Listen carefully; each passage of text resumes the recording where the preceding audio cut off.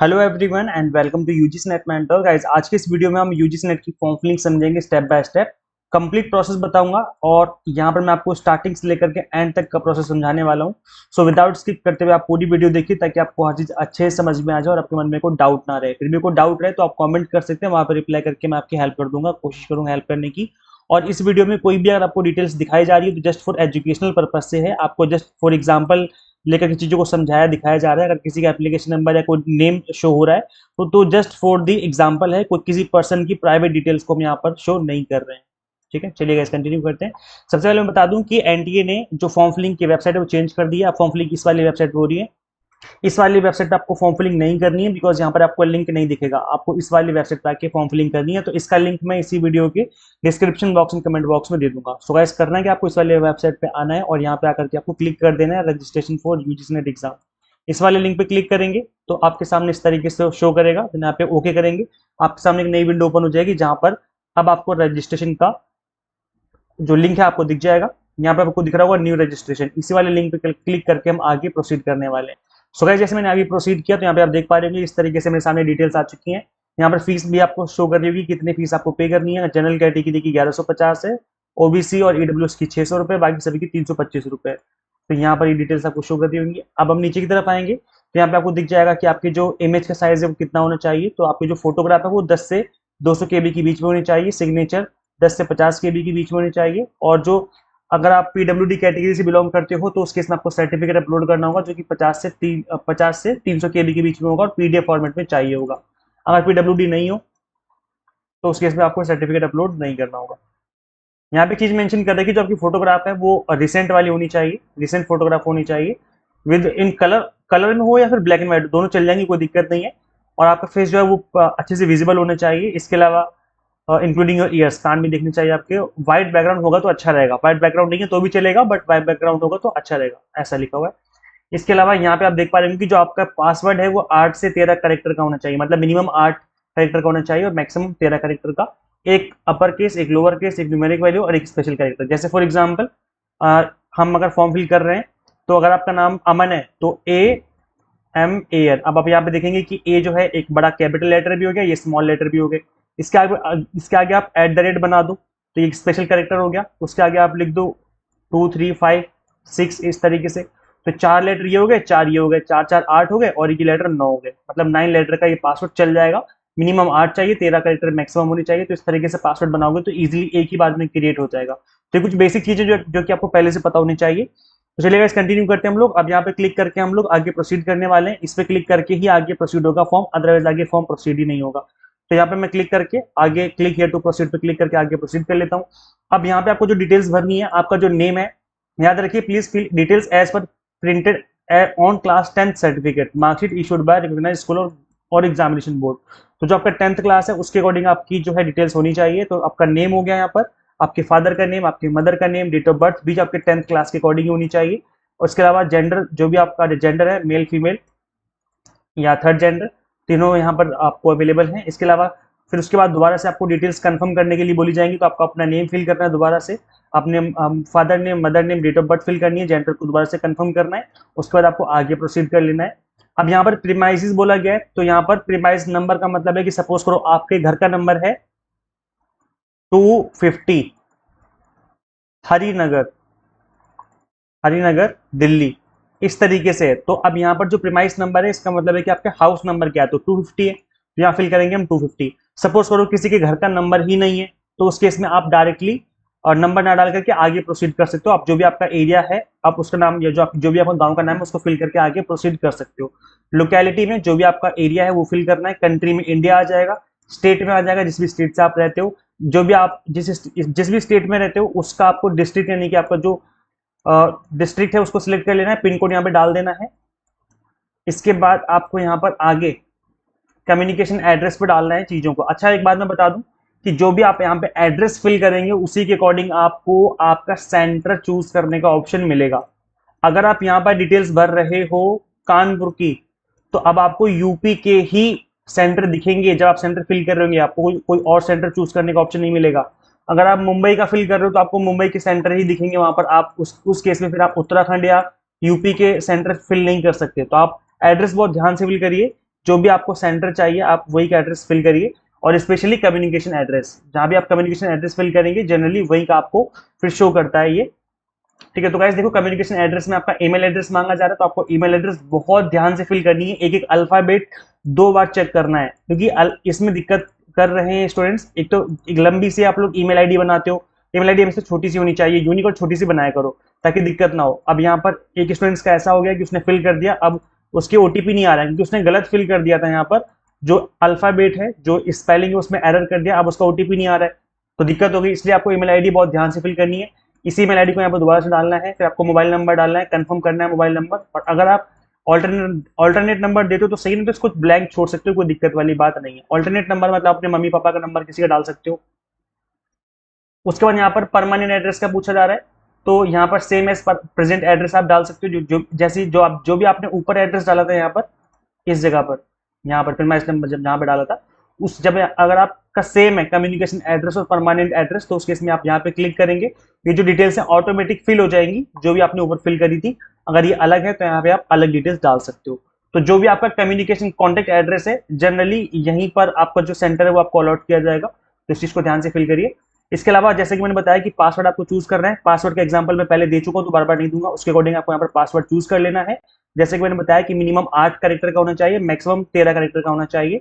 और जैसे मैंने एग्जांपल में दिया था कि aman@2358 इस तरीके से बना लेना। अब इसका मतलब नहीं यही बना लो, कोई दूसरा पासवर्ड आपको बनाना है, ये पासवर्ड आपको नहीं बनाना, ये जस्ट एग्जांपल है। तो इसमें कैपिटल लेटर भी आ गया, स्मॉल लेटर भी आ गया, स्पेशल कैरेक्टर भी आ गया, और यहाँ पर आपका फिर जो नंबर है वो भी आ गए, तो एक ही बार में सिलेक्ट कर लेगा। सिक्योरिटी क्वेश्चन का मतलब ये होता है कि अगर आप पासवर्ड भूल जाओगे तो आपको इस क्वेश्चन का आंसर देना होगा। जैसे सपोज करो आपका फेवरेट कलर क्या है, तो यहाँ पर आप रेड लिख सकते हो, रेड लिख दिया आपने, है ना।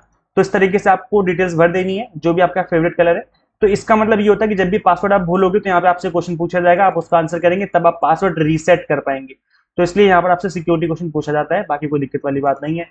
यहाँ पर आप कैप्चा कोड फिल करेंगे और सबमिट वाले बटन पे क्लिक कर देंगे। अब आपको जो रजिस्ट्रेशन का पहला प्रोसेस है वो हो चुका है, अब आपको ओटीपी आएगा, उसको डाल करके आगे प्रोसीड करना है। तो चलो मैं आगे कंटिन्यू कर लेता हूँ।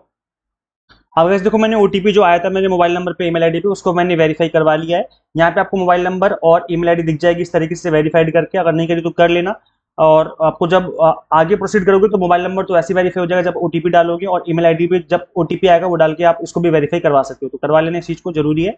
अब यहाँ पे आपको दिख रहा होगा कि यहाँ पे रजिस्ट्रेशन फॉर्म में हमने रजिस्ट्रेशन जो है वो कंप्लीट कर लिया है। अब हमें एप्लीकेशन फॉर्म फिल करना है और फी पेमेंट करनी है। जैसे आप कर लेंगे तो हमारा जो है कंप्लीट प्रोसेस हो जाएगा। हमने मोबाइल नंबर और ईमेल आईडी ऑलरेडी वेरीफाई करवा ली है, तो अब हम यहाँ पे आगे कंटिन्यू करेंगे। अब गाइस देखो नेक्स्ट स्टेप होगा आपका पर्सनल डिटेल्स भरने का, तो जिसमें आपको अपना नेम चेक कर लेना है, डेट ऑफ बर्थ वगैरह जो आप देख सकते हो, फादर नेम जो आपने भरा होगा, इंडियन में आपको नेशनैलिटी में आपको इंडियन कर देना है। जनरल कैटेगरी जो भी आपकी कैटेगरी है उसको आपको बहुत ध्यान से फिल करना है, तो यहाँ पर कैटेगरी 2 बार पूछी जाएगी, तो जो भी आपकी कैटेगरी उसको ध्यान से फिल कर लेना है।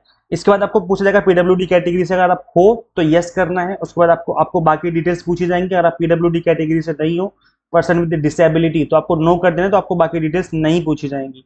तो ये बाकी फिर आपको कैप्चा कोड दिख जाएगा, उस पर क्लिक करके आपको आगे प्रोसीड कर लेना है। नेक्स्ट स्टेप आपका आइडेंटिटी डिटेल्स में आपको अपनी आइडेंटिटी को जो है वेरीफाई करवानी होगी। तो मैं जैसे कि मैंने आपको स्टार्टिंग बताया था कि आधार नंबर डाल करके आपको अपनी आइडेंटिटी वेरीफाई करवानी है, तो आधार यूज करिए, वो बेस्ट रहेगा अगर आप आधार यूज करोगे, क्योंकि एनटीए ने भी बोला है कि आधार नंबर यूज करोगे तो आपका सेंटर पे भी वेरिफिकेशन इजीली हो जाएगा, और अगर आप जेआरएफ क्वालिफाई करते हो तो वो अमाउंट भी आपको इजीली मिलना स्टार्ट हो जाएगा, उसकी प्रोसेसिंग भी इजीली हो जाएगी। तो आप ट्राई करिए आधार नंबर डाल के आप अपने आप को वेरीफाई करवा सको। अब तो इसको हमने वेरीफाई करवा करके, अब जब आप वेरीफाई करवा लेंगे तो ऐसे दिख जाएगा कि जो आपकी पहचान है वो आधार के साथ जो है वेरीफाई हो चुकी है, सत्यापित की गई है। अब आपको आगे प्रोसीड करना है। नेक्स्ट आपका एग्जाम एंड सेंटर डिटेल्स भरनी है। तो अगर आपने I want to apply for UGC NET December exam on the basis of, suppose करो अगर आपने पास कर लिया है पीजी, तो उस केस में आपको पीजी पास लिख देना। अगर आप अपियरिंग में कर रहे हो अप्लाई तो आपको यहाँ पे अपियरिंग वाला फिल करना पड़ेगा। अपियरिंग को आपको ऑप्शन दिख जाएगा जिस भी सब्जेक्ट में आपने अप्लाई किया है। जैसे सपोज करो सोशियोलॉजी में किया है तो सोशियोलॉजी सब्जेक्ट बहुत ध्यान से फिल करना है जिस भी सब्जेक्ट में आप अप्लाई कर रहे हो। क्वेश्चन पेपर का मीडियम इंग्लिश रखना, अगर आपको इंग्लिश में चाहिए। वैसे मैं बता दूं कि इंग्लिश और हिंदी दोनों आता है एग्जाम में, तो यहाँ घबराने वाली बात नहीं है, दोनों ही लैंग्वेज में आपको पेपर दिखेगा। अब आपको चॉइस दिखेगी एग्जाम सिटी की, तो आप अपने अकॉर्डिंग देख लेना जो भी आपके नियर बाय हो। चार चॉइस आपको अलग अलग फिल करनी है, एक ही चॉइस आप सेम फिल नहीं कर सकते, आपको अलग अलग फिल करनी होती है। फिर फादर की डिटेल्स भरनी है, जो भी क्वालिफिकेशन उनको डाल देना है आपको। मदर की डिटेल्स डाल देनी है यहाँ पर। इसके बाद यहाँ पे आपको दिख जाएगा कैप्चा कोड, इसको डाल करके यहाँ पर आगे सेव एंड नेक्स्ट वाले बटन पे क्लिक कर लेना है। उसके बाद आपको क्वालिफिकेशन डिटेल्स भरनी है। अगर आपने 4 ईयर ग्रेजुएट के बेसिस पे अप्लाई किया है तो उसकी डिटेल्स डालनी है। अगर आपने पोस्ट ग्रेजुएशन के बेसिस पे अप्लाई किया है तो उसकी डिटेल्स डालनी पड़ेंगी आपको। आपको यहाँ पर सिलेक्ट करना पड़ेगा जो भी आपका कोर्स है, जिस भी सब्जेक्ट में आपने पढ़ाई करी है वो सिलेक्ट करना पड़ेगा आपको, और कहाँ से पढ़ाई करी है उसका बोर्ड का यूनिवर्सिटी का नेम डालना है। अगर आपकी यूनिवर्सिटी का नेम नहीं आ रहा है तो फिर आप अदर डाल करके कंटिन्यू कर सकते हो। इसके अलावा जितने भी परसेंटेज आपने लिए उसको यहाँ पे फिल करना है, परसेंटेज वगैरह डाल के फिल करके आपको कैप्चा कोड डाल करके आगे प्रोसीड कर लेना है। ये जो बेसिक डिटेल्स आप लोग कर लेंगे इजीली। अब यहाँ पे आपसे पूछा जा रहा है कि क्या आप ट्विन हो, क्या आप दो जुड़वा भाई हो जो जिन्होंने अप्लाई किया दिसंबर एग्जाम के लिए। अगर दो जुड़वा भाई दोनों ने अप्लाई किया हुआ है तो आपको यस करना है, अदरवाइज नो कर देना है। और इसके बाद अगर आपने एडमिशन लिया है पीएचडी में तो यस कर देना, अगर नहीं लिया है तो नो कर देना सिंपल तरीके से। अगर यस कर दोगे तो उसकी डिटेल्स मांगी जाएंगी आपसे, नो कर दोगे तो कुछ भी नहीं मांगा जाएगा। इसके अलावा रिसर्च के बारे में पूछा जाएगा कि किसी टॉपिक पर आपने रिसर्च कर रखी है, यस कर देना है। अगर आपने कर रखी है नो कर देना अगर आपने नहीं कर रखी है। स्पेशलाइजेशन को आप ब्लैंक छोड़ सकते हो, कोई दिक्कत वाली बात नहीं है। और अगर आपने किसी स्पेशलाइजेशन में रिसर्च करी हुई है तो आप उसकी डिटेल्स दे सकते हो। इसके बाद कैप्चा कोड डाल करके आपको सेव नेक्स्ट बटन पे क्लिक कर लेना है। अब गाइस देखो ये जो डिटेल्स हैं बहुत इंपॉर्टेंट है, बिकॉज यहाँ पर लिखा हुआ है कि किस चीज के लिए आप अप्लाई कर रहे हो। असिस्टेंट प्रोफेसर के लिए कर रहे हो, जेआरएफ के लिए कर रहे हो, फिर पीएचडी के लिए कर रहे हो। अगर आपकी 30 साल की एज है, जनरल कैटेगरी से मेल कैंडिडेट हो तो उस केस में आप फिर जेआरएफ के लिए अप्लाई नहीं कर सकते। अगर आपने 30 क्रॉस कर लिया है फिर आपको ओनली असिस्टेंट प्रोफेसर का ऑप्शन ही दिखेगा। अगर आपने जेआरएफ, अगर आपकी एज 35 साल उस केस में अगर आप SC ST या OBC से बिलोंग करते हो या फिर आप PWD कैटेगरी से बिलोंग करते हो तो उस केस में सभी की जो एज है वो यहाँ पर 35 है। और विमेन ऑल कैटेगरी, चाहे वो जनरल हो चाहे फीमेल चाहे वो रिजर्व कैटेगरी हो, सभी की 35 ईयर्स ऑफ एज है। तो उस केस में आपको फिर तीनों सिलेक्ट कर लेने हैं। तो ये जो कुछ बेसिक सी डिटेल्स है आई थिंक आपको उसके बारे में आइडिया होगा पहले से, अगर नहीं पता तो ये चीज का ध्यान रखिए कि यहाँ पर अगर आपकी एज 30 साल से कम है जनरल कैटेगरी तो ऑटोमेटिक फिर वो आपका जेआरएफ सिलेक्ट हो जाएगा। और 35 साल से कम है रिजर्व कैटेगरी से हो तो ऑटोमेटिक आपका जेआरएफ भी आपको यहाँ पे अप्लाई करना पड़ेगा। इसके बाद कैप्चा कोड डाल करके आपको सेव नेक्स्ट बटन पे क्लिक कर लेना है। चलिए आगे कंटिन्यू करते हैं। अब आगे हमारा सबसे important part that is photograph और सिग्नेचर को अपलोड करना है। तो इसमें याद रखिए कि जेपीजी फॉर्मेट होना चाहिए। अगर आप पीएनजी फॉर्मेट है तो फिर आपका फोटो अपलोड नहीं होगा, तो उसको आप कन्वर्ट कर सकते हो पीएनजी से जेपीजी में, ऑनलाइन हो जाएगा कन्वर्ट, कोई दिक्कत नहीं आएगी। यहाँ पर साइज 10 से 200 केबी के बीच में होना चाहिए फोटोग्राफ का, और सिग्नेचर का 10 से 50 केबी के बीच में होना चाहिए। और पीडब्ल्यूडी अगर आप हो तो उस केस में आपको सर्टिफिकेट अपलोड करना है, अदरवाइज आपको सर्टिफिकेट का ऑप्शन दिखेगा ही नहीं। अगर आप पीडब्ल्यूडी कैटेगरी से नहीं बिलोंग करते हो तो उस केस में आपको सर्टिफिकेट का ऑप्शन नहीं दिखेगा। आपने एक बार डिटेल्स भर दी, यहाँ पर अपलोड कर दिया, उसके बाद सेव नेक्स्ट वाले बटन पे क्लिक कर लेना है आपको। सो गाइस अब जो है फाइनल सबमिशन का टाइम आ चुका है। अब यहाँ पे आपको सारी डिटेल्स चेक करनी है, अपना name, gender, mother name, father name सब कुछ चेक कर लेना है, एक करके सारी डिटेल्स आपको दिख जाएंगी। इन सभी को एक बार जरूर देखना फाइनल सबमिट करने से पहले, नहीं तो गड़बड़ हो जाएगी। एक बार आपने फाइनल सबमिट कर दिया फिर आप इसमें एडिट नहीं कर पाओगे, तो एक बार इन सभी डिटेल्स को चेक कर लेना है आपको। यहीं गाइस आपको नीचे की तरफ आपको फोटो दिख जाएगी, सिग्नेचर दिख जाएगी, उनको देख करके चेक कर लेना कि सबको सही से अपलोड हो गया है। इसके बाद आपको यहाँ पर डिटेल्स दिख जाएगी, माय नेम, इन सभी बॉक्सेस पे क्लिक करना है कि मैंने सब कुछ चेक कर लिया, डिटेल्स जो है category, mother name, father name सब कुछ चेक कर लिया है। उसके बाद डिक्लेरेशन आपको दिखेगा, उसको भी आपको अग्री करके आगे कंटिन्यू करना है। यहाँ पे आपको दिख रहा होगा आई अग्री, इस पे क्लिक करना है एंड फाइनल सबमिट आपको कर देना, देन आपका फाइनल सबमिट हो जाएगा। अब गाइस फाइनल सबमिट करने के बाद आपको यहाँ पर पेमेंट का ऑप्शन दिख जाएगा, क्योंकि मैंने यहाँ पर मतलब फाइनल सबमिट नहीं किया है अभी तो मुझे नहीं दिख रहा है। यहाँ पे आपको पेमेंट दिख जाएगा, जनरल कैटेगरी से होगा तो वो फीस आपको दिख जाएगी, अगर आप रिजर्व कैटेगरी से हो तो उसके अकॉर्डिंग आपको फीस दिख जाएगी। फिर उसके बाद आपको फीस वाले बटन पे क्लिक करना है, पे फी करके आएगा, उस पर क्लिक करना है और आपको फीस पे कर देनी है। आप यूपीआई से भी कर सकते हो, डेबिट कार्ड से कर सकते हो, नेट बैंकिंग से कर सकते हो, आपकी चॉइस रहेगी कैसे भी आप फीस पे कर लोगे। फीस पे करने के बाद आपके सामने एक कंप्लीट आपको दिख जाएगी कि हाँ आपकी जो फीस है वो पे हो चुकी है, और आपको एप्लीकेशन फॉर्म को डाउनलोड करने का ऑप्शन दिखेगा, तो आप उसको जरूर डाउनलोड कर लेना और एज ए पीडीएफ सेव करके रख लेना फ्यूचर रेफरेंस के लिए। आपको अपना मोबाइल नंबर और ईमेल आईडी जरूर वेरीफाई करवा लेनी है, नहीं तो दिक्कत हो जाएगी। तो ईमेल आईडी वेरीफाई करवाने का ऑप्शन मैंने आपको स्टार्टिंग में बता दिया था, उस तरीके से आप ओटीपी लेकर के फॉर्म फिलिंग के लिए आराम से कर सकते हो। मैंने सारे पॉइंट कवर करने की कोशिश करी, फिर भी कुछ डाउट रह गया आपके मन में तो कमेंट कर देना, वहां पर रिप्लाई करके मैं आपकी हेल्प कर दूंगा। और गाइस अभी भी देर नहीं हुई है, अगर आप अभी भी पढ़ना चाहो, एग्जाम टारगेटेड कंटेंट पे फोकस करना चाहो तो भी इस एग्जाम को क्रैक किया जा सकता है। मैं आपको अपने प्लेटफॉर्म पर to the point completely exam targeted content available करवा रहा हूँ, स्पेशल फॉर 3 मंथ जो कि अभी दिसंबर एग्जाम के लिए है। तो guys paper 1 commerce management call science की कोर्सेज हमने आपको अवेलेबल करवा दी है, जो कि टू द पॉइंट कंटेंट है, एग्जाम टारगेटेड कंटेंट है, कंप्लीट कंटेंट आपको यहाँ पे देखने को मिल जाएगा। आप कॉम्बो कोर्स भी इनरोल कर सकते हो 3 मंथ के लिए। यहाँ पे आपको कंप्लीट कंटेंट बायलिंगुअल मिल जाता है, 100 मॉक टेस्ट मिल जाते हैं, प्रैक्टिस करने के लिए पीडीएफ नोट्स मिल जाते हैं, जिसके थ्रू आप मल्टीपल टाइम रिवीजन और प्रैक्टिस कर सकते हैं। गाइस करना क्या है, आपको सिंपली गूगल प्ले स्टोर से एग्जामिनेटर ऐप इंस्टॉल कर लेनी है। अगर आप iOS यूजर है तो उसका लिंक आपको इसी वीडियो के description box and comment box में देखने को मिल जाएगा। विदाउट डिले करे हुए फटाफट से इस ऐप को इंस्टॉल करिए और जब अपनी प्रिपरेशन है वो स्टार्ट कर लीजिए। मैं आपको गाइज वादा करता हूँ, गारंटी देता हूँ कि आपको अच्छा स्कोर करने में ये कोर्स जरूर हेल्प करेगा, बिकॉज यहाँ पर मैंने बहुत ही बेसिक लैंग्वेज में बिल्कुल बेसिक से समझाया हुआ है। स्पेशली डीआई हो गया, मैथ हो गया, लॉजिकल रीजनिंग हो गया, इनको तो मैंने बिल्कुल बच्चों की तरह समझाया हुआ है। कोई भी 6-7 क्लास का बच्चा भी आराम से समझ लेगा, इस तरीके से चीजों को एक्सप्लेन कर रखा है। सो शेयर कीजिए इस वीडियो को सभी के साथ जो यूजीसी नेट की फॉर्म फिलिंग करना चाहते हैं। Subscribe for UGC NET update and PhD related updates. Guys मिलते हैं फिर नेक्स्ट वीडियो में। Till then keep watching UGC NET mentor. Thank you so much.